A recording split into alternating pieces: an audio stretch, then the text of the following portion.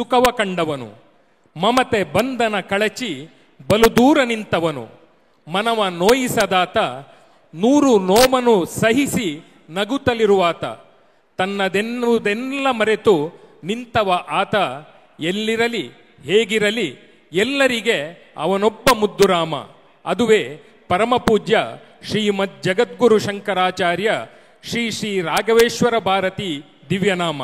ನಿಮ್ಮ ಆಶೀರ್ವಚನದ ನಲ್ನುಡಿಯೇ ಈಡೇರಿಸುವುದು ನಮ್ಮ ಸರ್ವಕಾಮ. ಇದೀಗ ಗುರುಗಳ ಮೃದು ಮಧುರ ವಚನಕ್ಕಾಗಿ ಈ ವೇದಿಕೆ.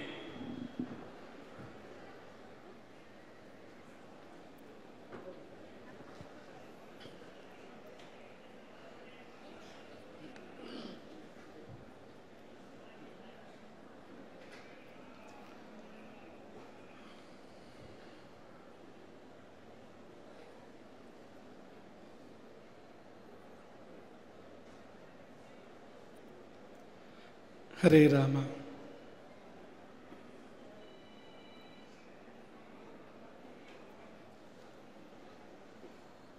ಗುರುವ ಧ್ಯಾನಿಸುವೆ, ಗುರುವ ಭಾವಿಸುವೆ, ಗುರುವ ಪೂಜಿಸುವೆ, ಗುರುವೇ ಪೊರೆ ಸತತ.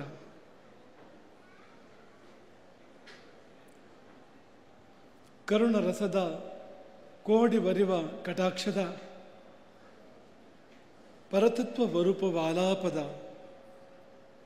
ವರ ಪುಣ್ಯಮಯ ಶರೀರದ ನಿರಾಭಾರಿ ಗುರುವಿರಲಿ ಎನ್ನ ಮಾನಸದಿ, ಆ ಸದ್ಗುರುವಿರಲಿ ನಮ್ಮೆಲ್ಲರ ಮಾನಸದಿ.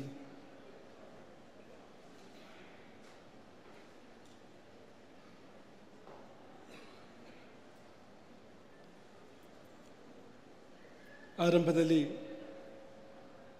ಯಾರು ಇದಕ್ಕೆಲ್ಲ ಆರಂಭವೋ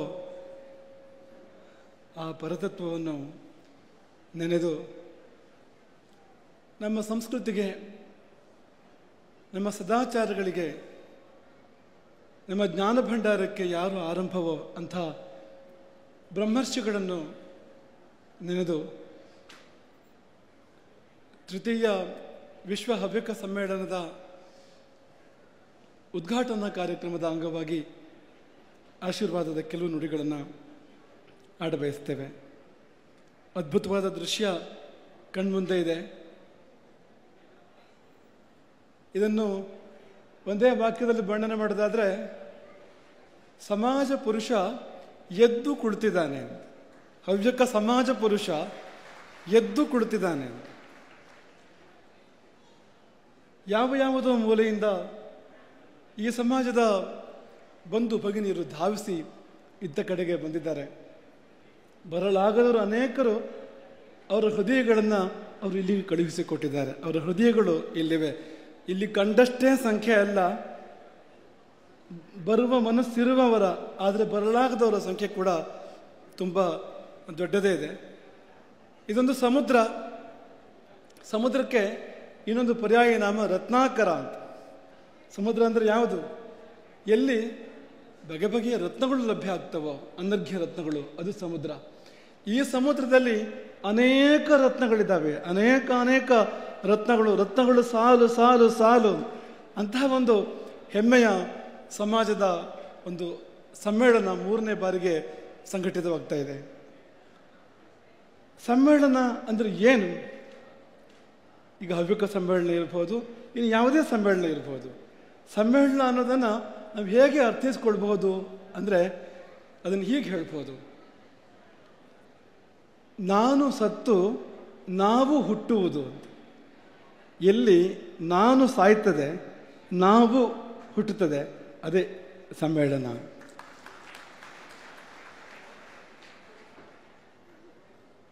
ನಾವು ಗಾಯತ್ರಿ ಜಪ ಮಾಡ್ತಾ ಇದ್ದೇವೋ ಇಲ್ವೋ, ಆದರೆ ಆ ಜಪಗಳನ್ನು ಮಾಡ್ತಾ ಇರ್ತೇವೆ ಯಾವಾಗಲೂ. ನಾನು ನಾನು ನಾನು ನಾನು ನನ್ನ ನನ್ನ ನನ್ನ ನನ್ನ ಮತ್ತು ಇದು ತುಂಬ ಮುಖ್ಯವಾಗಿ ನನಗೆ ನನಗೆ ನನಗೆ ನನಗೆ ಇದು ಕೂಡ ಇದ್ದೇ ಇದೆ. ನನ್ನಿಂದ ನನ್ನಿಂದ ನನ್ನಿಂದ ನನ್ನಿಂದ. ಈ ಜಪಕ್ಕೇನು ಕೊರತೆ ಇಲ್ಲ. ನಾವು ಎಚ್ಚರವಿದ್ದಷ್ಟು ಕಾಲವೂ ಕೂಡ ಈ ಜಪ ನಾನು ಜಪ ಮಾಡ್ತಾ ಇರ್ತೇವೆ ನಾವು. ಮಲಗಿ ನಿದ್ರಿಸುತ್ತಿರುವಾಗಲೂ ಕೂಡ ಅದೇ ನಾನು ನಾನು ನಾನು, ಸ್ವಪ್ನದಲ್ಲಿ ಕೂಡ ನಾನು. ಈ ನಾನು ಸಾಯಿದೆ ನಾವು ಉದ್ಧಾರ ಆಗೋದಿಲ್ಲ ಅಂತ. ಈ ನಾನು ಸಾಯಬೇಕು ಮೊದಲು ಅಂತ. ಸತ್ತು ಆ ಸ್ಥಾನದಲ್ಲಿ, ನಾನುವಿನ ಸ್ಥಾನದಲ್ಲಿ ನಾವು ಬರಬೇಕು ಅಂತ. ಅದೇ ಸಮ್ಮೇಳನ ಅಂತ. ನೋಡಿ, ಈ ಸಮ್ಮೇಳನಗಳ ಪರಿಕಲ್ಪನೆಗಿಂತ ಹಿಂದೆ, ಬಹಳ ಹಿಂದೆಯೇ ನಮ್ಮಲ್ಲಿ ಕುಟುಂಬ ಜೀವನದ ಪದ್ಧತಿಯನ್ನು ಹಿರಿಯರು ತಂದರು. ಏನದು? ನಾನು ಅಲ್ಲ ನಾವು ಅಂತ.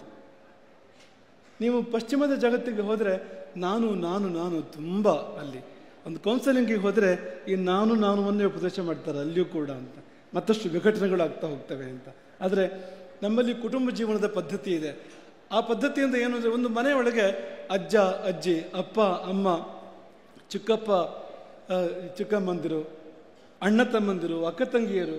ನಮ್ಮ ಚಿಕ್ಕ ವಯಸ್ಸಲ್ಲಿ ನಮ್ಗೆ ನೆನಪಿದೆ, ಪೂರ್ವಾಶ್ರಮದಲ್ಲಿ ಒಂದು ಅಜ್ಜನಿಗೆ 13 ಮೊಮ್ಮಕ್ಕಳು ನಾವು ಒಟ್ಟಿಗೆ ಆಟ ಆಡ್ತಾ ಇದ್ವಿ. ಅದೊಂದು ಸುಂದರವಾದ ನಾವು ಅಂತ. ಅದನ್ನು ನಾವು ಅಂತ ಕರೀರಿ ಅಥವಾ ನಾವೇ ಅಂತ ಕರೀರಿ. ಸಂಸಾರ ಸಮುದ್ರದಲ್ಲಿ ನಾವು ಮುಳುಗಿ ಹೋಗಬಾರದು ಅಂತ. ನಾವೇ ಬೇಕು. ಆ ನಾವೇ ಯಾವುದು ಅಂದರೆ ನಾವು, ಅದೇ ನಾವೇ ಅಂತ. ಆ ಭಾವ ಬೇಕು ಅಂತ. ಹಾಗಾಗಿ ಅದನ್ನೇ ಮುಂದುವರಿಸಿದರೆ ಸಮಾಜ, ವ್ಯಕ್ತಿ, ಕುಟುಂಬ, ಸಮಾಜ, ಅದೇ ನಮ್ಮ ಮುಂದಿರ್ತಕ್ಕಂಥದ್ದು. ಸಮಾಜವಾಗಿ ನಾವು, ನಾನು ಎನ್ನುವಾಗ ಸ್ವಾರ್ಥ ಇದೆ ಅಲ್ಲಿ, ನಾವು ಎನ್ನುವಾಗ ನಿಸ್ವಾರ್ಥ ಇದೆ ಅಂತ. ನಾನುವಿಗೂ ನಾವಿಗೂ ಇರ್ತಕ್ಕಂಥ ಅಂತರ ಅದು. ಸ್ವಾರ್ಥದಿಂದ ನಿಸ್ವಾರ್ಥಕ್ಕೆ ಹೋಗಬೇಕು ನಾವು. ನಾನು ಎನ್ನುವಾಗ ಏಕಾಂಗಿತನ ಇದೆ, ಭಯ ಇದೆ ಅಲ್ಲಿ, ಜೊತೆಯಲ್ಲಿ ಯಾರಿಲ್ಲ. ಈ ದೈತ್ಯರುಗಳು ನಾನು ನಾನು ಅಂತಲೇ ಇದ್ದಿದ್ದವರೆಲ್ಲರೂ ಕೂಡ. ಹಾಗಾಗಿ ಕೊನೆಯಲ್ಲಿ ಅವ್ರ ಜೊತೆಯಲ್ಲಿ ಯಾರೂ ಇರ್ತಿರ್ಲಿಲ್ಲ. ಆದರೆ ನಾವು ಎನ್ನುವಾಗ ಆ ಏಕಾಂಗಿತನ ಇಲ್ಲ, ಆ ಒಂಟಿತನ ಇಲ್ಲ. ನಮ್ಮೊಂದಿಗೆ ಇಷ್ಟು ಮಂದಿ ಇದ್ದಾರೆ, ಅಣ್ಣ ತಮ್ಮಂದಿರು, ಅಕ್ಕ ತಂಗಿಯರು, ನಾವೆಲ್ಲ ಒಂದು. ಯಾರೊಬ್ಬರ ಹತ್ರ ಕಣ್ಣೀರು ಒರೆಸಲಿಕ್ಕೆ 1000 ಕೈಗಳು ಅಂತ. ಯಾರೊಬ್ಬರ ಹತ್ರ ಕೂಡ ಸಮಾಧಾನ ಮಾಡಲಿಕ್ಕೆ ಅದೆಷ್ಟು ಹೃದಯಗಳು ಅಂತ. ಅದು ಸಮಾಜ ಅಂತಂದರೆ ಅಂತ. ಆ ಸಮಾಜ ಪ್ರಜ್ಞೆ ತುಂಬ ಮುಖ್ಯವಾಗಿ ಬರಬೇಕು. ಹಾಗಾಗಿ ಈ ನಾನು ಸತ್ತು ನಾವು ಹುಟ್ಟಲಿ ಎಂಬ ಸಂದರ್ಭದಲ್ಲಿ ನಾವು ನೀವೆಲ್ಲ ಇಲ್ಲಿ ಸೇರಿದ್ದೇವೆ. ನಿಜವಾಗಿಯೂ ಅದಾಗಲಿ ಅಂತ. ನಾವಾಗಿ ಬದುಕೋಣ, ನಾನಾಗಿ ಅಲ್ಲ ಎಂಬುದನ್ನು ಈ ಸಮಯದಲ್ಲಿ ನಾವು ನೆನಪು ಮಾಡಿಕೊಳ್ತೇವೆ. ಇನ್ನು ಹವ್ಯಕರ ಬಗ್ಗೆ ಬರೋದಾದರೆ ತುಂಬ ಹೇಳಬೇಕು ಅಂತ ಅನಿಸೋದಿಲ್ಲ ನಮಗೆ. ಒಂದೆರಡು ಉದಾಹರಣೆಗಳು ಸಾಕಾಗ್ತವೆ ಅಂತ ಅನ್ನಿಸ್ತವೆ ನಮಗೆ. ಮಯೂರ್ ವರ್ಮ ನಮ್ಮನ್ನು ಕರ್ಕೊಂಡು ಬಂದ 1000 ವರ್ಷಗಳ ಹಿಂದೆ. ರಾಜ ಮಯೂರ್ ವರ್ಮ ದೂರದ ಉತ್ತರದ ಅಹಿಚ್ಛತ್ರದಿಂದ ನಮ್ಮೆಲ್ಲರನ್ನು ಕೂಡ ಕರ್ಕೊಂಡು ಬಂದ ದಕ್ಷಿಣಕ್ಕೆ, ಈ ಗೋಕರ್ಣ ಮಂಡಲದ ಪರಿಸರಕ್ಕೆ. ನೀವು ಆಲೋಚನೆ ಮಾಡಬೇಕು.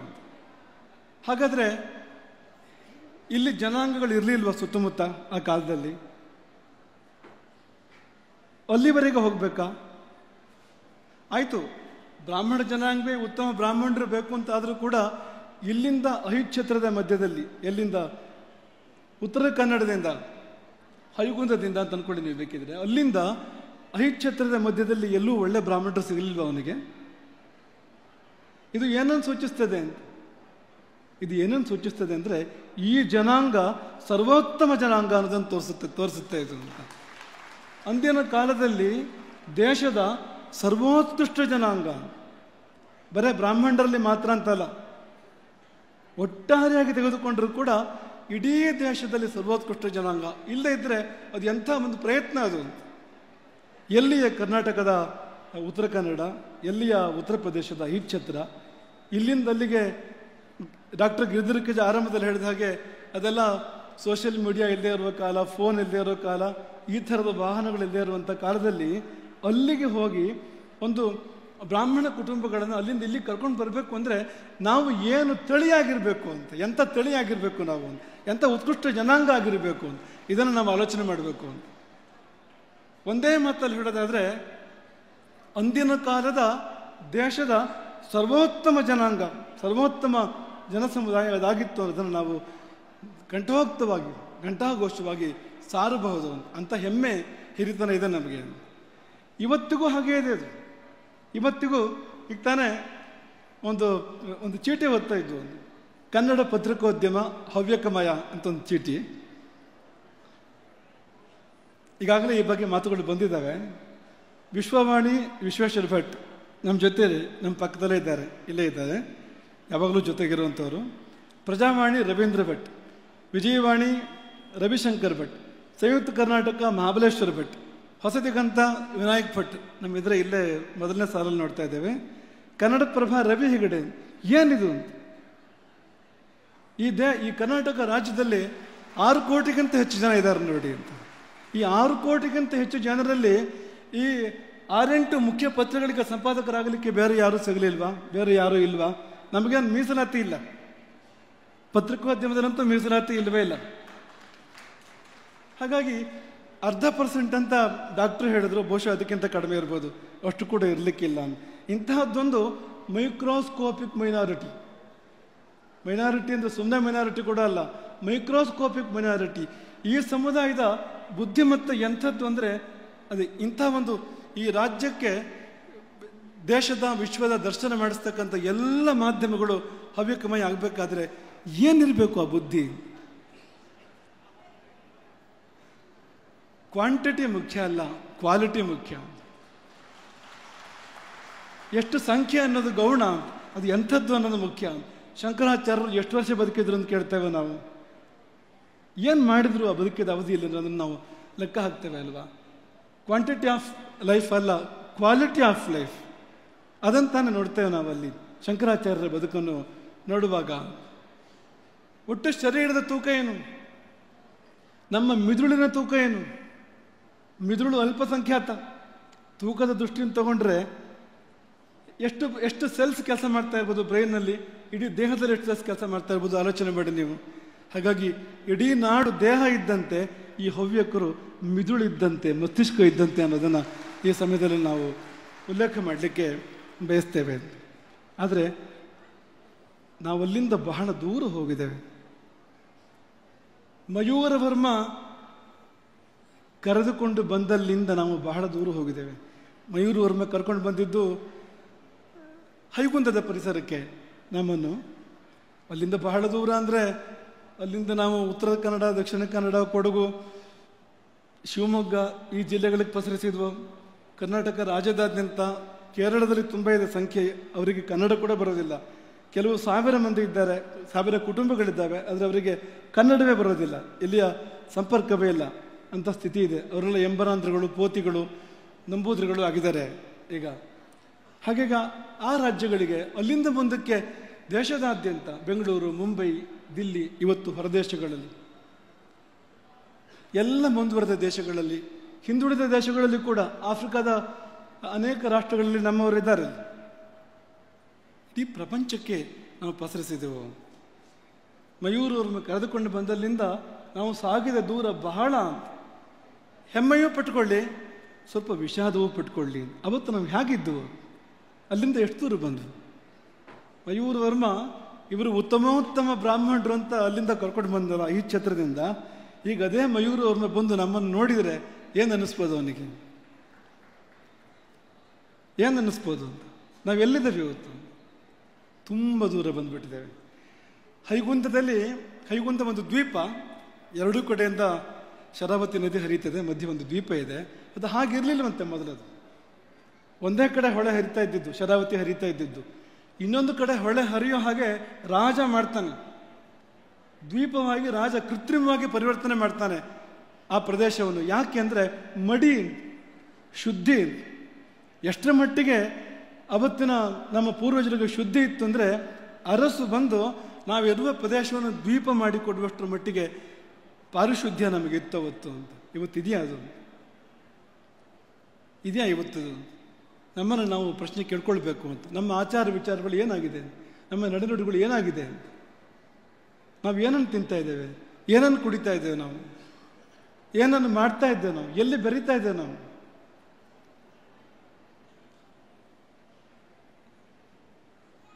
ತುಂಬ ದೂರ ಹೋಗಿದೆ. ನಾವು ಎಷ್ಟು ದೂರ ಹೋಗಿದ್ದೇವೆ ಅಂದರೆ ನಮಗೇ ನಮ್ಮ ಗುರುತು ಸಿಗೋದಷ್ಟು, ಅಷ್ಟು ದೂರ ನಾವು ಹೋಗಿದ್ದೇವೆ. ನಮ್ಮ ಅಪ್ಪ ಅಜ್ಜಂದಿರಿಗೆ ನಮ್ಮ ಗುರುತು ಸಿಗದೇ ಇರುವಷ್ಟು, ರಾಜ ಮಯೂರ ವರ್ಮನಿಗೆ ನಮ್ಮ ಗುರುತು ಸಿಗದೇ ಇರುವಷ್ಟು, ಅಷ್ಟು ದೂರ ನಾವು ಹೋಗಿದ್ದೇವೆ. ಹಾಗಾಗಿ ಸಮ್ಮೇಳನದಲ್ಲಿ ನಾವು ಆತ್ಮಾವಲೋಕನ ಮಾಡ್ಕೊಳ್ಕಿರುವಂಥದ್ದು ನಾವು ಸಾಗಿ ಬಂದ ದೂರ, ಏರಿದ ಎತ್ತರ, ಇಳಿದ ಇಳಿ, ಪ್ರಪಾತ ಅವೆಲ್ಲವನ್ನು ಕೂಡ ನಾವು ಆಲೋಚನೆ ಮಾಡಬೇಕು. ಕೇವಲ ಹಣದ ಶ್ರೀಮಂತಿಕೆ ಅಲ್ಲ, ನಮ್ಮ ಸಂಸ್ಕೃತಿ ಉಳಿಬೇಕು, ನಮ್ಮ ಸಂಪ್ರದಾಯಗಳು, ಶಿಷ್ಟಾಚಾರಗಳು ಉಳಿಬೇಕು. ನಮ್ಮ ಪೂರ್ವಜರು ಯಾವುದನ್ನು ಸಂಪತ್ತು ಅಂತ ಅಂದ್ಕೊಂಡಿದ್ರೋ ಆ ಸಂಪತ್ತು ಉಳಿಬೇಕು. ನಮ್ಮ ತನವನ್ನೇ ಕಳ್ಕೊಂಡು ನಾವೇನು ಗಳಿಸಿದ್ರೆ ಏನು ಹೇಳಿ ಅಂತ. ಹಾಗಾಗಿ ಅದನ್ನು ಈ ಸಮಯದಲ್ಲಿ ನಾವು ಉಲ್ಲೇಖ ಮಾಡಲಿಕ್ಕೆ ಅಪೇಕ್ಷೆ ಪಡ್ತೇವೆ. ಮತ್ತು ಇನ್ನು ಒಂದೇ ಒಂದು ಗಂಭೀರ ವಿಷಯವನ್ನು ಪ್ರಸ್ತಾಪ ಮಾಡಿ ನಾವು ಈ ಉದ್ಘಾಟನಾ ಆಶೀರ್ವಚನಕ್ಕೆ ಮಂಗಲ ಹಾಡಲಿಕ್ಕೆ ಇಷ್ಟಪಡ್ತೇವೆ. ನಮ್ಮ ದೃಷ್ಟಿಯಿಂದ ತುಂಬ ಗಂಭೀರ ಆ ಸಮಸ್ಯೆ. ನಮ್ಮ ದೃಷ್ಟಿಯಿಂದ ಸಮಾಜ ಎದುರಿಸ್ತಾ ಇರ್ತಕ್ಕಂಥ ಅತ್ಯಂತ ಗಂಭೀರ ಸಮಸ್ಯೆ ಅದು, ಅಂತ ತೀರ ಗಂಭೀರ ಸಮಸ್ಯೆ ಅದು. ಏನದು ಅಂದರೆ ಹವ್ಯಕರು ಅಳಿದು ಹೋಗ್ತಾ ಇದ್ದಾರೆ ಅಂತ. ನಾವು ಯಾರೂ ಇದನ್ನು ಆಲೋಚನೆ ಮಾಡ್ತಾ ಇಲ್ಲ. ಹವ್ಯಕರ ಸಂಖ್ಯಾಕ್ಷಯ ಯಾವ ಪ್ರಮಾಣದಲ್ಲಿ ಆಗ್ತಾ ಇದೆ ಅಂದರೆ ಬಹಳ ಕಾಲ ಬೇಡ. ಇನ್ನು ನಮ್ಮ ಗುರುತು ಅಳಿದು ಹೋಗೋದಕ್ಕೆ ಬಹಳ ಕಾಲ ಬೇಡ ಅಂತ. ತುಂಬ ಸಂತೋಷ ಆಗ್ತದೆ ಇಷ್ಟು ಮಂದಿ ಹವ್ಯಕ ಬಂಧುಗಳು ಇಲ್ಲಿ ಸೇರಿದ ನೋಡಿದಾಗ ಹೊಟ್ಟೆ ತುಂಬ್ತದೆ. ತುಂಬ ಬೆಳಗ್ಗೆ 9 ಗಂಟೆಗೆ ನೀವೆಲ್ಲ ಇದ್ರಿ, ನಾವು ಬಂದು ಇಳಿಯುವಾಗ ನಮಗೆ ಆಶ್ಚರ್ಯಕ್ಕಾದಿತ್ತು ಅಂತ. 1000ಕ್ಕೆ ಮಿಗಿಲಾಗಿ 1200ಕ್ಕಿಂತ ಮಿಗಿಲಾಗಿ ಮಹಿಳೆಯರು ಪೂರ್ಣಕುಂಭವನ್ನು ಹಿಡಿದು ನಿಂತಿದ್ದರು. ಆ ದೃಶ್ಯ ಅದು ಅತ್ಯದ್ಭುತವಾಗಿರ್ತಕ್ಕಂಥದ್ದು, ಅಮೋಘವಾಗಿರ್ತಕ್ಕಂಥ ದೃಶ್ಯ ಅಂತ. ನಮ್ಮ ವಿಶ್ವೇಶ್ವರ ಭಟ್ರು ಒಂದು ವಕ್ರತುಂಡೋಕ್ತಿ ಮಾಡಿದರು ಕೂಡ್ಲೆಯಲ್ಲಿ, ಇದೊಂದು ಕುಂಭಮೇಳ ಅಂತ. ಹಾಗಿತ್ತು ಅದು ಅಂತ ಒಂದು ಅದ್ಭುತ ಸಂದರ್ಭ ಇತ್ತು. ಆದರೆ ನಾವು ಮುಂದಿನ ಸಮ್ಮೇಳನ ಮಾಡುವಾಗ ಎಷ್ಟು ಮಂದಿ ಇರ್ತೇವೆ ಅಂತ, ನಮ್ಮ ಸಂಖ್ಯೆ ಏನಾಗಿರ್ತದೆ ಅಂತ ನೋಡಿ. ಪೀಠಕ್ಕೆ ಬಂದು ನಾವೊಂದು 30 ವರ್ಷ ಆಗಿರ್ಬೋದು. ಅವತ್ತು ಇದ್ದ ಸಂಖ್ಯೆಯ ಅರ್ಧ ಇಲ್ಲ ಇವತ್ತು ಅಂತ. ಅವತ್ತೇನು ಸಂಖ್ಯೆ ನಾವು ನೋಡ್ತಾ ಇದ್ವೋ ಆ ಸಂಖ್ಯೆಯ ಅರ್ಧ ಇಲ್ಲ ನಾವಿವತ್ತು. ಮಾತ್ರ ಅಲ್ಲ, ನಿಮ್ಗೆ ಎಲ್ಲಿ ಹೋದರೂ ಬಂದರೂ ನಿಮಗೆ ಬಿಳಿ ತೆರೆಗಳು, ಹಣ್ಣು ತೆರೆಗಳು ಮಾತ್ರ ಕಾಣ್ತವೆ. ಹಳ್ಳಿಗಳಲ್ಲಂತೂ ಬೇರೆಯೇನು ಇಲ್ಲವೇ ಇಲ್ಲ. ಬಿಳಿ ತೆರೆಗಳು ನಮ್ಮ ಸಂಪತ್ತು, ಬೇಕು, ನಮ್ಮ ಆಸ್ತಿ, ಅನುಭವದ ಭಂಡಾರ ಅದು. ಆದರೆ ಮುಂದಿನ ತಲೆಮಾರು ಬೇಕೋ ಬೇಡವೋ? ದಶರಥ ರಾಜ್ಯ ನೆನಪಾಗ್ತದೆ ನಮಗೆ. ದಶರಥ ರಾಜ್ಯದಲ್ಲಿ ಇಲ್ಲದಿರುವುದು ಏನೂ ಇರಲಿಲ್ವಂತೆ, ಎಲ್ಲವೂ ಇತ್ತು. ಅಮರಾವತಿಗೆ ಸ್ಪರ್ಧೆ ಕೊಡ್ತಾ ಇತ್ತು, ಸ್ವರ್ಗದ ಅಮರಾವತಿಗೆ ಸ್ಪರ್ಧೆ ಕೊಡ್ತಾ ಇತ್ತು. ಅಷ್ಟೂ ಸಮೃದ್ಧವಾಗಿರ್ತಕ್ಕಂಥ ರಾಜ್ಯ ದಶರಥನದ್ದು. ಒಂದೇ ಕೊರತೆ ಇದ್ದಿದ್ದು, ಅವನಿಗೆ ಭವಿಷ್ಯ ಇರಲಿಲ್ಲ. ದಶರಥನಿಗೆ ಮುಂದುವರಿಕೆ ಇರಲಿಲ್ಲ, ಮಕ್ಕಳಿರಲಿಲ್ಲ ಅಂತ. ಇವತ್ತು ಕೂಡ ಅದೇ ಸಮಸ್ಯೆ ಇದೆ, ಮಕ್ಕಳಿಲ್ಲ. ಯಾರು ಈ ಜನಸಂಖ್ಯಾ ನಿಯಂತ್ರಣದ ಸೂತ್ರವನ್ನು ಅಳವಡಿಸ್ಕೊಂಡ್ರೆ ದೇಶಕ್ಕೆ ಪ್ರಪಂಚಕ್ಕೆ ಒಳ್ಳೇದಿತ್ತೋ ಅವರು ಅಳವಡಿಸ್ಕೊಳ್ತಾ ಇಲ್ಲ ಆ ಸೂತ್ರವನ್ನು. ಅವರು ಬಿಲ್ಕುಲ್ ಅಳವಡಿಸ್ಕೊಳ್ತಾ ಇಲ್ಲ. ಅಲ್ಲಿ 10, 20, 30 ಮಕ್ಕಳು. ಆದರೆ ಯಾವ ತಳಿ ಪ್ರಪಂಚಕ್ಕೆ ಬೇಕಾಗಿತ್ತೋ, ದೇಶಕ್ಕೆ ಬೇಕಾಗಿತ್ತೋ, ಯಾವ ತಳಿ ಬೆಳೆದ್ರೆ ಪ್ರಪಂಚಕ್ಕೆ ಶುಭ ಆಗ್ತಾ ಇತ್ತೋ ಆ ತಳಿಯವರು ಅತೀ ಮುತುವರ್ಜಿ. ಈ ಜನಸಂಖ್ಯಾ ನಿಯಂತ್ರಣದ ಒಂದು ಪಾಲಿಸಿ ಇದೆಯಲ್ಲ, ಸೂತ್ರ ಇದೆಯಲ್ಲ, ಅದನ್ನು ಅಳವಡಿಸ್ಕೊಂಡಿದ್ದಾರೆ ಅಂತ. ನಾವೆಲ್ಲಿಗೆ ಬಂದಿದ್ದೇವೆ ಅಂದರೆ ಮದುವೆ ಬೇಡ, ಮಕ್ಕಳು ಬೇಡ, ಏನೂ ಬೇಡ. ಮದುವೆ ಬೇಡ ಅಂತ ಶಂಕರಾಚಾರ್ಯರಾದ ಸಮಸ್ಯೆ ಏನೂ ಇಲ್ಲ, ಪ್ರಪಂಚಕ್ಕೆ ಒಳ್ಳೆಯದಾಗ್ತದೆ. ಇದು ಅದಲ್ಲ, ಇದು ಜಾಲಿಯಾಗಿರಬೇಕು ಅಂತ. ಈ ಮದುವೆ ಎಲ್ಲ ಬಂಧನ ಅಂತ, ಆ ಕಾರಣಕ್ಕೆ ಅದು ಅಂತ ನಿಕೃಷ್ಟವಾಗಿರ್ತಕ್ಕಂಥದ್ದು. ಅಂಥ ಕಾಲಘಟ್ಟದಲ್ಲಿ ನಾವಿವತ್ತಿದ್ದೇವೆ. ನಮಗೆ ದಕ್ಷಿಣ ಕೊರಿಯಾದ ನೆನಪಾಗ್ತದೆ ಅಂತ. ಪ್ರಪಂಚದ ತುಂಬ ಮುಂದುವರೆದ ರಾಷ್ಟ್ರ ದಕ್ಷಿಣ ಕೊರಿಯಾ. ಇವತ್ತಂತೂ ಕೊರಿಯಾದ ಪ್ರಭಾವ ನಮ್ಮ ಯೋಜನಾಂಗದ ಮೇಲೆ ತುಂಬ ದಟ್ಟವಾಗಿದೆ. ಆದರೆ ನಿಮಗೊಂದು ಗೊತ್ತಿರಲಿ, ಪ್ರಪಂಚದ ಭೂಪಟದಿಂದ ಯಾವುದಾದ್ರೂ ದೇಶ ಮೊಟ್ಟ ಮೊದಲು ಕಣ್ಮರೆಯಾಗೋದಿದ್ರೆ ಅದು ದಕ್ಷಿಣ ಕೊರಿಯಾ. ಯಾಕೆ ಗೊತ್ತಾ? ಇದೇ ಕಾರಣಕ್ಕೆ. ಹವ್ಯಕರು ಯಾವ ಪಾಲಿಸಿಯನ್ನು ತುಂಬ ತುಂಬ ಸೀರಿಯಸ್ ಆಗಿ ಅಳವಡಿಸ್ಕೊಂಡಿದ್ದಾರೋ, ತುಂಬ ಗಂಭೀರವಾಗಿ, ಇದೇ ಈ ಕುಟುಂಬ ಕಲ್ಯಾಣ ಅಂತ ಹೆಸರೋದಕ್ಕೆ. ಅದು ಯಾವ ಕಲ್ಯಾಣವೋ ಗೊತ್ತಿಲ್ಲ ಅದು. ಅದರ ಪರಿಣಾಮ ಏನು ಅಂದರೆ, ಒಂದು ಕಾಲದಲ್ಲಿ ತುಂಬ ಕ್ಷಿಪ್ರವಾಗಿ ಜನಸಂಖ್ಯೆ ವೃದ್ಧಿ ಆಗ್ತಾ ಇದ್ದಿದ್ದು ಅದು ಅಲ್ಲಿಂದಲ್ಲಿಗೆ ಬಂದು ಇಳಿದು ಹಿಂದೆ ಸರ್ಕಾರ ಜನಸಂಖ್ಯಾ ನಿಯಂತ್ರಣಕ್ಕೆ ಪ್ರೋತ್ಸಾಹ ಕೊಡ್ತಾ ಇದ್ದದ್ದು. ಇವತ್ತು ದಕ್ಷಿಣ ಕೊರಿಯಾದಲ್ಲಿ ಅಲ್ಲಿ ಮಕ್ಕಳನ್ನು ಪಡ್ಕೊಂಡ್ರೆ ತುಂಬ ಅದಕ್ಕೆ ಇನ್ಸೆಂಟಿವ್ಸ್ ಇದೆ. ಮಕ್ಕಳಾದರೆ ಅದಕ್ಕೆ ತುಂಬ ಸವಲತ್ತುಗಳನ್ನು ಕೊಡ್ತಾರೆ ಅವರು. ಆದರೆ ಮಕ್ಕಳಾಗ್ತಾ ಇಲ್ಲ. ಯಾಕೆಂದರೆ ಸಮಾಜದ ಮನಸ್ಸನ್ನು ಒಂದ್ಸರಿ ತಿದ್ದಿಬಿಟ್ರೆ, ಮಕ್ಕಳು ಬೇಡ ಅನ್ನೋ ತಿದ್ದಿಬಿಟ್ರೆ ವಾಪಸ್ ತರೋದು ಕಷ್ಟ ಇದೆ ಅದನ್ನು ಅಂತ. ಯಾವ ಸವಲತ್ತು ಕೊಟ್ಟರು ಕೂಡ ತಾಯಂದಿರಾಗೋಕ್ಕೆ ಇಷ್ಟ ಇಲ್ಲ, ತಂದೆಯಂದ್ರಿಗೆ ತಂದೆಯಂದ್ರಾಗೋಕ್ಕೆ ಇಷ್ಟ ಇಲ್ಲ. ಯಾಕೆ ನಮಗಿದು ಸುಮ್ಮನೆ ಬರ್ಡನ್ ಅಂತ. ಆ ಮಕ್ಕಳು ಅಂದರೆ ಒಂದು ಖುಷಿ ಅಂತ ಇತ್ತಲ್ಲ, ಒಂದು ದೇವರು ಅಂತ ಇತ್ತಲ್ಲ, ಆ ಸ್ಥಾನದಲ್ಲಿ ಅದೊಂದು ಬರ್ಡನ್ ಅನ್ನುವಂಥ ಒಂದು ಭಾವನೆ ಇದು. ಅದು ಬಂದಿದ್ದರ ಫಲವಾಗಿ ಸರ್ಕಾರದ ಅಗಾಧ ಪ್ರಯತ್ನಗಳ ಫಲವಾಗಿ ಕೂಡ ಕುಸಿತಾ ಕುಸಿತಾ ಕುಸಿತಾ ಹೋಗ್ತಾ ಇದೆ ದಕ್ಷಿಣ ಕೊರಿಯಾದ ಜನಸಂಖ್ಯೆ.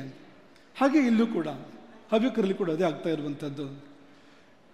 2 ಮಕ್ಕಳಿದ್ರೆ, ತಂದೆ ತಾಯಿಗೆ 2 ಮಕ್ಕಳಿದ್ರೆ ಅದು ಅಲ್ಲಿಂದ ಅಲ್ಲಿಗೆ ಆಗೋದಿಲ್ಲ ಮುಂದಿನ ಪೀಳಿಗೆ. ಯಾಕೆಂದರೆ 2 ಮಕ್ಕಳು ಬದುಕ್ತಾರೆ ಅಂತಿಲ್ಲ, 2 ಮಕ್ಕಳಿಗೂ ಮದುವೆ ಆಗತ್ತೆ ಅಂತಿಲ್ಲ, 2 ಮಕ್ಕಳಿಗೂ ಮಕ್ಕಳಾಗ್ತವೆ ಅಂತಿಲ್ಲ. ಹಾಗಾಗಿ 2 ಅನ್ನೋದು, ಗಂಡ ಹೆಂಡತಿ ಇಬ್ಬರಿಗೆ 2 ಮಕ್ಕಳು ಅನ್ನೋದು ಸಮಾಜವನ್ನು ಅಲ್ಲಿಂದಲಿಗೆ ಇಡುತ್ತೆ ಅಂತಿಲ್ಲ. ಆದರೆ 2 ಹೋಗಲಿ 1 ಇಲ್ಲ. ಇವತ್ತು ಈ ಸರ್ಕಾರದ ಯಾವ ಪಾಲಿಸಿ ಕೂಡ ಅಗತ್ಯ ಇಲ್ಲ, ಮೆಂಟಾಲಿಟಿ ಆಗಿದೆ ಅಂತ. ನಾವು ಎಷ್ಟೋ ತಂದೆ ತಾಯಂದ್ರ ಬಳಿ ಮಾತಾಡುವಾಗ ಒಂದೇ ಸಾಕಾಗಿದೆ, ಇನ್ನೊಂದು ಬೇಡ. ಯಾಕಿಂತ ಮನಸ್ಸು ಬಂತು? ನಿಮ್ಮ ಅಪ್ಪ ಅಮ್ಮನಿಗೆ ಇದೇ ಮನಸ್ಸಾಗಿದ್ರೆ ನೀವು ಹುಡ್ತಿದ್ರಾ ಅಂತ? ಇದೇ ಮನಸ್ಥಿತಿ ನಿಮ್ಮ ತಂದೆ ತಾಯಂದ್ರಿಗೆ ಇದ್ದಿದ್ರೆ ನೀವೆಲ್ಲಿರ್ತಿದ್ರಿ ಇವತ್ತು? ಮಕ್ಕಳು ಸಂಪತ್ತು. ನಮಗೆ ಒಂದು ಅಭಿಯಾನವನ್ನು ಮಾಡ್ತಾ ಇದ್ವಿ, ನಿಮಗೆಲ್ಲ ಗೊತ್ತೇ ಇದೆ. ಅಪರೂಪದ ಭಾರತದ ಗೋತಳಿಗಳನ್ನು ಉಳಿಸುವಂಥ ಅಭಿಯಾನ ಮಾಡ್ತಾ ಇದ್ವು. ಆದರೆ ಇವತ್ತು ಅನಿಸ್ತದೆ ನಮಗೆ ಅಪರೂಪದ ಈ ಹವ್ಯಕ ತಳಿ ಉಳಿಸ್ತಕ್ಕಂಥ ಅಭಿಯಾನ ಮಾಡುವಂಥ ಸಂದರ್ಭ ಬಂದಿದೆ ಇವತ್ತು ಅಂತ. ನೀವೆಲ್ಲ ಹೇಗೆ ತಗೋತೀರೋ ಗೊತ್ತಿಲ್ಲ ನಮ್ಮ ಈ ಮಾತುಗಳನ್ನು. ಇದು ಗೊಡ್ಡು ಅಂತ ನೀವು ಕರಿಬೋದು, ಇದು ಹಿಂದುವರೆದ ಮನಸ್ಥಿತಿ ಅಂತ ಕೂಡ ನೀವು ಹೇಳ್ಬೋದು, ನಮ್ಮನ್ನು ತಮಾಷೆ ಮಾಡ್ಬೋದು. ನೀವು ಅನೇಕರು ಸೋಕಾಲ್ಡ್ ಯಾರು ಮುಂದುವರೆದವರು ಇರ್ತಾರೆ, ತಮಾಷೆ ಕೂಡ ಮಾಡ್ಬೋದು, ಮಾಡ್ಕೊಳ್ಳಿ, ಏನೂ ತೊಂದರೆ ಇಲ್ಲ. ಆದರೆ ಮಕ್ಕಳು ಬೇಕು. ಕಂಚಿ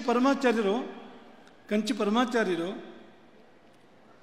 ವೀರಮಾತ ಅಂತ ಒಂದು ಪ್ರಶಸ್ತಿ ಕೊಟ್ಟು ಸನ್ಮಾನ ಮಾಡ್ತಾಯಿದ್ರು.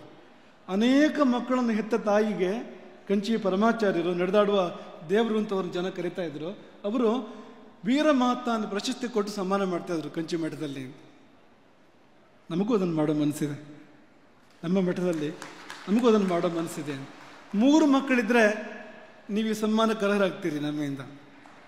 5 ಮಕ್ಕಳಿದ್ರೆ ಧನ್ಯ ಜನನೇ ಒಳ್ಳು ಅಂತ. ಆದರೆ 5 ಮಕ್ಕಳಿರೋರು ನಮ್ಗೆ ಗೊತ್ತಿಲ್ಲ, ಇಡೀ ಸಭಾಂಗಣದಲ್ಲಿ ಯಾರಾದರೂ ಒಬ್ಬರಿಬ್ಬರು ಕೂಡ ಇರಲಿಕ್ಕಿಲ್ಲ ಅಂತ. ಹಳೆ ತಲೆಮಾರಲ್ಲಿ ಇರ್ಬೋದು, ಹೊಸ ತಲೆಮಾರಲ್ಲಿ ಇಲ್ಲ ಅಂತ. ಮಂತ್ರಗಳನ್ನೇ ತಿದ್ದಲಾಗಿದೆ.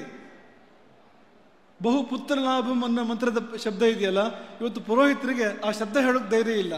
ಆ ಮಂತ್ರವನ್ನು ತಿದ್ದುಬಿಟ್ಟಿದ್ದಾರೆ, ಬಹು ಕೀರ್ತಿ ಲಾಭಂ ಅಂತ. ಬಹು ಪುತ್ರ ಲಾಭಂ ಅನ್ನೋ ಶಬ್ದ ಆಶೀರ್ವಾದದ ಮಂತ್ರದ ಅಂಗವಾಗಿ ಬರ್ತಕ್ಕಂಥದ್ದು, ಅದು ಬಹು ಕೀರ್ತಿ ಲಾಭಂ ಆಗಿದೆ. ಇವತ್ತು ಮಂತ್ರಗಳನ್ನು ತಿದ್ದುವ ಪ್ರಶ್ನೆ ಇಲ್ಲ.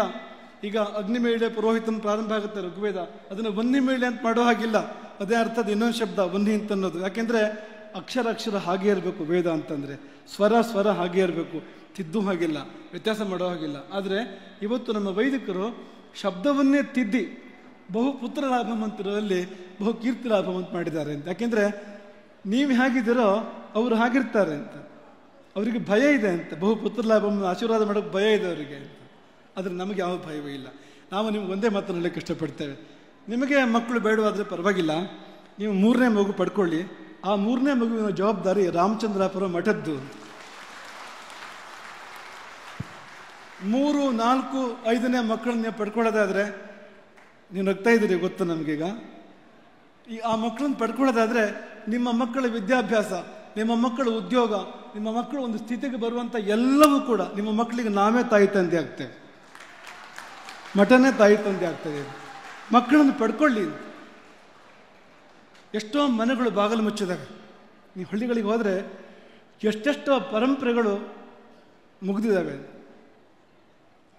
ಆದರೆ ನಾವು ಯಾರೂ ಯೋಚನೆ ಮಾಡ್ತಾ ಇಲ್ಲ ಅಂತ,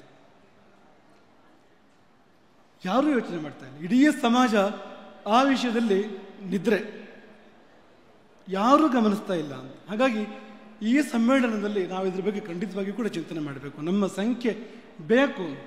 ಈಗ ಎಲ್ಲಿ ನಮ್ಮ ಸಂಖ್ಯೆ ನೆನಪಾಗ್ತದೆ ಅಂದರೆ, ಒಂದು ರಾಜಕಾರಣ ಅಂದ ಕೂಡಲೇ ಸಂಖ್ಯೆ ನೆನಪಾಗ್ತದೆ ನಮಗೆ, ಒಂದು ಸವಲತ್ತು ಅಂದ ಕೂಡಲೇ ನಮ್ಮ ಸಂಖ್ಯೆ ಚಿಕ್ಕದು ಅಂತ ನಾವು ಅನುಭವಿಸ್ತೇವೆ ಅದನ್ನು. ನಮ್ಗೆ ಯಾವ ಸವಲತ್ತು ಸಿಗುತ್ತೆ? ಯಾವ ಸವಲತ್ತು ಕೂಡ ಸಿಗೋದಿಲ್ಲ. ಹೋಗಲಿ, ನೀವು ವಿಶ್ವೇಶ್ವರಯ್ಯ ನಮ್ಮ ಪಕ್ಕದಲ್ಲೇ ಇದ್ದಾರೆ, ಜಯಸಿಂಹ ಇದ್ದಾರೆ, ಇಲ್ಲಿ ನಾವು ಎಷ್ಟು MLAಗಳನ್ನು ಕಳಿಸ್ಬೋದು, ಎಷ್ಟು MP ಗಳನ್ನು ಕಳಿಸ್ಕೊಳ್ಬೋದು? ಸಂಖ್ಯೆ ಇಲ್ಲ. ಸಮಾಜದ ಅನೇಕ ದುರವಸ್ಥೆಗಳಿಗೆ ಉತ್ತರ ಏನು ಅಂದರೆ ಸಂಖ್ಯೆ ಇಲ್ಲ ಅಂತ, ಇದೇ ಉತ್ತರ ಅಂತ. ಹಾಗಾದರೆ ಸಂಖ್ಯಾವೃದ್ಧಿಗೆ ನಾವು ಚಿಂತನೆ ಮಾಡಬಾರ್ದಾ? ಮಾಡಬೇಕು ಅಂತ ನಮಗೆ ತುಂಬ ಗಂಭೀರವಾಗಿ ಅನಿಸ್ತದೆ. ಹಾಗಾಗಿ ನೀವು ಸಮಾಜ ವರ್ಧಕರಾಗೋದಾದರೆ ನಿಮ್ಮನ್ನು ಮಠ ತುಂಬ ಹೃದಯದಿಂದ ಆಶೀರ್ವದಿಸ್ತದೆ, ನಿಮ್ಮನ್ನು ಎತ್ತಿ ಹಿಡಿತದೆ, ಇಡೀ ಸಮಾಜದ ಮಧ್ಯದಲ್ಲಿ ಎತ್ತಿ ಹಿಡಿದು ನಿಮ್ಮನ್ನು ತೋರಿಸ್ತದೆ ಅಂತ. ಇವರಿಂದಾಗಿ ಸಮಾಜ ಉಳಿತದೆ, ಸಮಾಜ ಬೆಳೀತದೆ ಅಂತ, ಮುಂದಿನ ಪೀಳಿಗೆಗೆ ಬೇಕು ಅನ್ನೋ ಮಾತನ್ನು ಈ ಸಮಯದಲ್ಲಿ ನಾವು ನೆನಪು ಮಾಡಿಕೊಡ್ತೇವೆ. ಹಾಗಾಗಿ ನಶಿಸಿ ಹೋಗುತ್ತಿರುವಂಥ ಅಪರೂಪದ ಶ್ರೇಷ್ಠದಲ್ಲಿ ಶ್ರೇಷ್ಠವಾದ ಹವ್ಯಕ ತಳಿಯನ್ನು ಉಳಿಸಿ. ಆಗೊಂದು ಮಾತು ಬಂತು, ಸರ್ಕಾರದ ಮುಂದೆ ಏನು ಡಿಮ್ಯಾಂಡ್ ಮಾಡ್ತೀರಿ, ಈ ಸಮ್ಮೇಳನದ ನಿರ್ಣಯಗಳೇನು ತಗೋತೀರಿ ಅಂತ. ಏನೂ ಡಿಮ್ಯಾಂಡ್ ಸರ್ಕಾರದ ಮುಂದೆ ಇಲ್ಲ, ಇದು ಸಮಾಜದ ಮುಂದೆ ಇರ್ತಕ್ಕಂಥದ್ದು. ಉಳ್ಕೊಳ್ಳೋಣ ನಾವು ಭೂಮಿಯ ಮೇಲೆ ನಮ್ಮ ಗುರುತು ಉಳೀಲಿ, ನಮ್ಮ ಶಕ್ತಿ ಹ್ರಾಸ ಆಗದೇ ಇರಲಿ. ಇದನ್ನು ತುಂಬ ಗಂಭೀರವಾಗಿ, ಯಾಕೆಂದರೆ ಇದು ಆರಂಭ, ಇದು ಈಗಲೇ ಪ್ರಸ್ತಾಪ ಮಾಡಬೇಕು ನಾವು ಅದನ್ನು. ಇನ್ನು 3 ದಿನದ ಸಮ್ಮೇಳನ ಇದೆ, ಮುಂದೆ ಬರುವವರು ಅನೇಕರು ಈ ಬಗ್ಗೆ ಚರ್ಚೆ ಮಾಡಲಿ, ಮಾತಾಡಲಿ. ನೀವು ತಮಾಷೆ ಮಾಡಿದ್ರೂ ಪರವಾಗಿಲ್ಲ, ಮಾತಾಡಿ ಇದನ್ನು. ಯಾಕೆಂದರೆ ಇವತ್ತು ನಿಮ್ಮ ತಮಾಷೆ ಅಂತಿದ್ರೆ ಒಂದು ದಿವಸ ನಿಮ್ಮ ತಲೆಗೆ ಹೋಗ್ಬೋದು ಅಂತ, ತಮಾಷೆ ಅಲ್ಲ ಇದು ಅಂತ ಅನಿಸ್ಬೋದು ಅಂತ. ಆದರೆ ನಮಗೆ ಮಾತ್ರ ಯಾಕೆ ತಮಾಷೆ ಅಲ್ಲ ಅಂದರೆ, ಇಲ್ಲಿಂದ ನಮ್ಗೆ ಇಡೀ ಸಮಾಜ ಕಾಣ್ತದೆ. ನಾವು ಎಲ್ಲಿ ಕುಳಿತಿದ್ದೇವೋ ಈ ಎತ್ತರದ ಸ್ಥಾನ, ಇಲ್ಲಿಂದ ಇಡೀ ಸಮಾಜ ಕಾಣ್ತದೆ, ಅದರ ಕ್ಷಯವೂ ಕೂಡ ಕಾಣ್ತದೆ. ಅಲ್ಲಿ ಬರೀ ಮುದುಕರು ಉಳಿತಾ ಇರ್ತಕ್ಕಂಥದ್ದು ಕೂಡ ಕಾಣ್ತದೆ. ಎಲ್ಲಿ ನೋಡಿದ್ರು ಬರೀ ಹಿರಿತರೆಗಳ ಮಾತ್ರ ಉಳಿತಾ ಇರ್ತಕ್ಕಂಥದ್ದು, ಅದು ಮಾತ್ರ ಕಾಣ್ತದೆ. ದುಃಖ ಆಗ್ತದೆ ತುಂಬ ಅಂತ. ಮುಂದೇನು ಎಂಬ ಪ್ರಶ್ನೆ ಕಾಡ್ತದೆ ಅಂತ, ಭವಿಷ್ಯ ಏನು ಹೀಗಾದರೆ ಅಂತ. ಹಾಗಾಗಿ ಇದು ತುಂಬ ಮುಖ್ಯವಾದ ವಿಷಯ ಎಂಬುದಾಗಿ ಈ ಸಮಯದಲ್ಲಿ ನಾವು ನೆನಪು ಮಾಡಿಕೊಡ್ತೇವೆ. ಏನೇ ಆಗಲಿ, ಒಂದು ಮಹಾಪ್ರಯತ್ನ ನಡೀತಾ ಇದೆ. ಕೆಲವಾರು ವರ್ಷಗಳ ಹಿಂದೆ ಡಾಕ್ಟರ್ ಗಿರಿಧರ ಕಜೆ ಮತ್ತು ಬೇಣು ವಿಘ್ನೇಶ್ ನೇತೃತ್ವದಲ್ಲಿ ಒಂದು ತಂಡವನ್ನು ಆಶೀರ್ವಾದ ಮಾಡಿದಾಗ ನಮಗೆ ತುಂಬ ನಿರೀಕ್ಷೆಗಳಿದ್ವು. ಇವರು ಸಮಾಜಕ್ಕೆ ದಿಕ್ಕಾಗ್ತಾರೆ, ಇವರು ಸಮಾಜವನ್ನು ಸಮರ್ಥವಾಗಿ ಮುನ್ನಡೆಸ್ತಾರೆ, ಇವರು ಅಮೂಲ್ಯವಾದ್ದನ್ನು ಕೊಡ್ತಾರೆ ಸಮಾಜಕ್ಕೆ ಅನ್ನೋ ಭಾವನೆ ನಮಗಿತ್ತು. ಆದರೆ ಅದನ್ನು ಮೀರಿ ಅವರು ಬೆಳೆದಿದ್ದಾರೆ. ನಮ್ಮ ನಿರೀಕ್ಷೆಯನ್ನು ಮೀರಿ ಅದನ್ನು ದಾಟಿ ಎಷ್ಟೋ ಮಂದಿ ಅವರು ಹೋಗಿದ್ದಾರೆ.